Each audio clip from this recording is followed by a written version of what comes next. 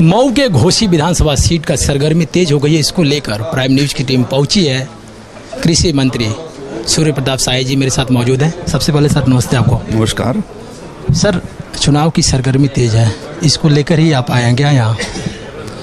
मैं आज यहाँ पर आया हूँ और चुनाव के समय तक रहूँगा मैं यहाँ पर।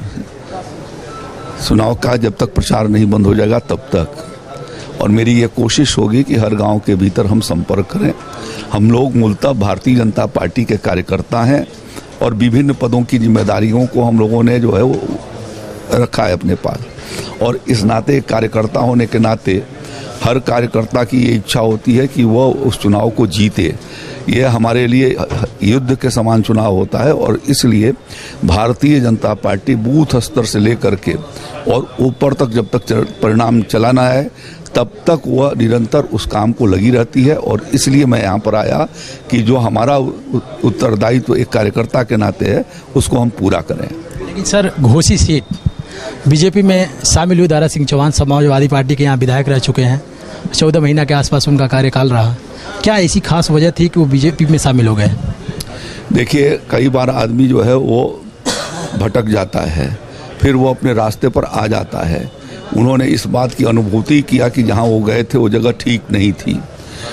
यदि ये अनुभूति उनको न हुई होती तो क्यों त्यागपत्र दिए होते? वो तो सीटिंग एमएलए थे, इसीलिए दिया कि वहाँ पर जो है वो अति पिछड़े वर्गों का कोई जो है स्थान नहीं है, न उनके हितों का वो संरक्षण कर सकते हैं।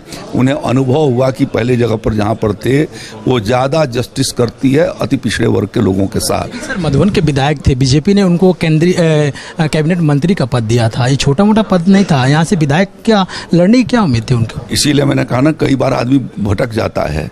देर आए दुरुस्त आए। अब दुरुस्त होकर के आए हैं और भारतीय जनता पार्टी के लिए लगातार काम करेंगे, भारतीय जनता पार्टी के प्रतिनिधि के रूप में रहेंगे। और इसीलिए सबसे बड़ी बात यह है कि वह एक पद पर थे, उसको उन्होंने त्यागा इसलिए कि उनको लगा कि ये पार्टी जो है न्याय नहीं कर रही है, और इसके साथ रह करके पिछड़े वर्ग का भला नहीं हो सकता थी, पिछड़े वर्ग का। इसलिए वो भारतीय जनता पार्टी के साथ आए। सर, लोगों से मैंने बातचीत किया, लोगों से, जैसे दलित परिवार को देख लीजिए, यहाँ पर दलित का वोट भी ज़्यादा है, मुस्लिम वर्ग का ज़्यादा वोट है। अगर दोनों को मिला दिया जाए तो एक तरफा वोट नहीं होगा? देखिए, भारतीय जनता पार्टी जाति आधार पर राजनीति नहीं करती। भारतीय जनता पार्टी सबका साथ, सबका विकास, सबका विश्वास और सबके प्रयासों के अनुसार काम कर रही है।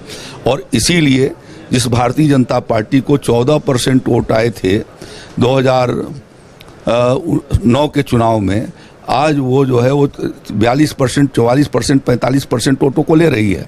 और कुछ सीटों पर तो हम 50% से ऊपर ले रहे हैं, क्योंकि भारतीय जनता पार्टी ने क्रमशः हमेशा अपने सामने जाति और संप्रदाय नहीं रखा है, देश हित रखा है, समाज का हित रखा है। वही उसके लिए सर्वोपरि है और इस नाते उसके लिए काम कर रही है। लेकिन सर, देखा जा रहा है, एक खास बात यह है, यहाँ पर खुशी की बात है कि पूर्व विधायक समाजवादी पार्टी के उमेश चंद पांडे बीजेपी में शामिल हो गए। तो इसको लेकर आप कैसे देख रहे हैं?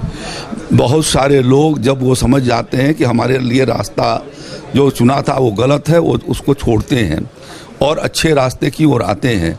भारतीय जब उनको समझ आ जाए तभी से अच्छा, तो इस नाते वो आए, उनका स्वागत है। और भारतीय जनता पार्टी सबके लिए खोले हुए है। वो तो कहती है कि सबका साथ, हमने तो किसी को छोड़ा ही नहीं है। सबके साथ में पूरा समाज, जितने लोग इस क्षेत्र के भीतर रहते हैं, सब भारतीय जनता पार्टी में आना चाहिए। लोगों का कहना यह है कि ये दल बदलू नेता है, ये दल बदलू लाने का हम प्रयास करते हैं। लोगों का कहना है कि दल बदलू नेता है, कभी समाजवादी पार्टी में जा रहे हैं, कभी बीजेपी में शामिल हो रहे हैं, इनको मंत्री का पद चाहिए, ऐसी लोगों का कहना है। इस पर क्या कहना है आपका? मैं समझता हूँ कि मीडिया इस पर ज़्यादा जोर दे रही है। आम आदमी के बीच में ये बात नहीं है। आपको उम्मीद है कि यहाँ पर बीजेपी जीत तय करेगी? बीजेपी ने अभी थोड़े दिन पहले आजमगढ़ का बाई इलेक्शन हुआ था, उसको जीता था और कमल खिलाया था। उसी के साथ साथ रामपुर सीट को भी जीता, जहाँ पर उसने कमल खिलाया। अभी बीजेपी की एनडीए की पार्टनर जो है वो अपना दल और मिर्जापुर के ये बाई इलेक्शन के भीतर वहाँ पर हमारा अपना दल का भारतीय जनता पार्टी का कमल खिला है। उनका भी प्रत्याशी बीजेपी के ही सिंबल से लड़ रहा था।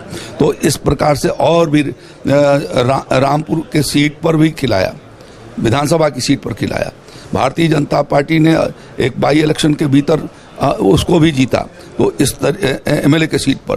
तो ये तो भारतीय जनता पार्टी आज सर्व समाज की पार्टी बन गई है, और उसके साथ दलित भी हैं, पिछड़े भी हैं, अति पिछड़े भी हैं, सामान्य भी हैं, और सबको लेकर के चल रही है। और उनकी उसकी सरकार सबके लिए उन योजनाओं को के भीतर लाभान्वित कर रही है, और किसी के लिए दरवाजा बंद नहीं किया है। या कोई भी योजना जाति आधार पर हम नहीं चलाते। समाज के भीतर हमारा मापदंड ये है कि जो गरीब आदमी है, जो किसान है, ग्रामीण क्षेत्र है, वही हमारा आधार है, और उसके ऊपर हम काम कर रहे हैं, और इसीलिए हमारा जनाधार लगातार बढ़ता जा रहा है। कितने वोटों से सर आप जीत रहे हैं यहाँ? देखिए, हम बम्पर वोटों से जीतेंगे, और आज अभी इस अनुमान को तो नहीं कहा जा सकता, अभी बहुत लंबा समय है, आज से 10-12 दिन का है करीब चुनाव। तो अभी इंतजार करिए, और आप माहौल देखिए किस तरीके से भारतीय जनता पार्टी के पक्ष में बन रहा है, और रोज प्रतिदिन भारतीय जनता पार्टी के 5-7 हज़ार वोट बढ़ रहे हैं। तो ये थे मेरे साथ कृषि मंत्री जो हैं सूर्य प्रताप शाही जी, जिन्होंने साफ तौर पे बताया है कि बीजेपी जो है यहाँ से कमल खिलाएगी, अन्य जगहों से भी खिलाई है। लेकिन सबसे बड़ी खुशी की बात है बीजेपी में शामिल हुए हैं मधुबन के पूर्व विधायक, समाजवादी पार्टी के पूर्व विधायक जो थे उमेश चंद पांडे। और इस तरह से आंकड़े अगर देखा जाए तो घोसी सीट पर कहीं ना कहीं समीकरण बिल्कुल बदलता नजर आ रहा है। लेकिन ये 5 तारीख को तय हुआ कि आखिर घोसी पर विजय कौन प्राप्त करेगा। कैमरा पर्सन मनीष के साथ अजय गुप्ता, प्राइम न्यूज, मऊ।